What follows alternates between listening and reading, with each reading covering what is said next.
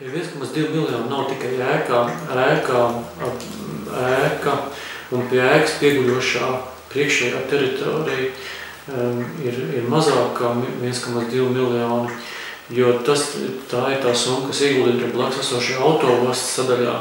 Un tam, kas ir blakus, tā kā pati ēka tik dārgi nav izmaksājusi, bet noteikti šī summa kopumā gan šajā ēkā, gan pieguļošajā teritorijā ir noteikti atpelnījusies, no tiem 1,2 400 000 ir Eiropas nauda, ko mums izdevās dabūt. Un tas viss kopumā rada situāciju, ka mēs Latvijā sen jau šito bijām pelnījuši, ka tādu sevi cienošu turismu galamērķis Sigulda ar staciju, kas bija nekurienē, bija pietiekoši nepareizi dzīvot līdz ar to. Un kas ir unikāli, ka Latvijā, nezinu vēl kāda, bet Siguldā dzelzceļa stacija pieder pašvaldībai.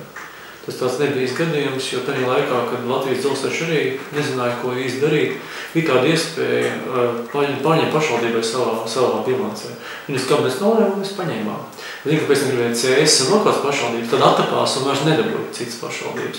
Līdz ar to tur arī šī stacija nīkuļošana turpinās, bet Siguldā tā ir pašvaldības ēka.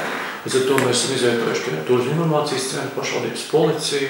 Mēs esam apvienojuši arī tikai tad loģiski, ka stacija un autoosta vienā mezglā kopā cilvēki brauc ar vilcienu, kā priekš autobusā, biļeti vienā pusē, otrā pusē, kas šajā ēkā. Ļoti tāds pārdomāts, mērķtiecīgs lēmums, tad arī gan loģistikas, gan biznesa viedokļi. Un, protams, kad šīs investīcijas ir atpelnījušās vēl vairāk, mums izdevās uzvarēt šo laimes pulksteni spēlē, kad laime izspēlē spēli pirms 3 gadiem. Un tas viss kopumā iedos tādu, gribētu teikt, vēsturisku skatu Latvijai, kāda izstās viena maza pilsēta Latvijā.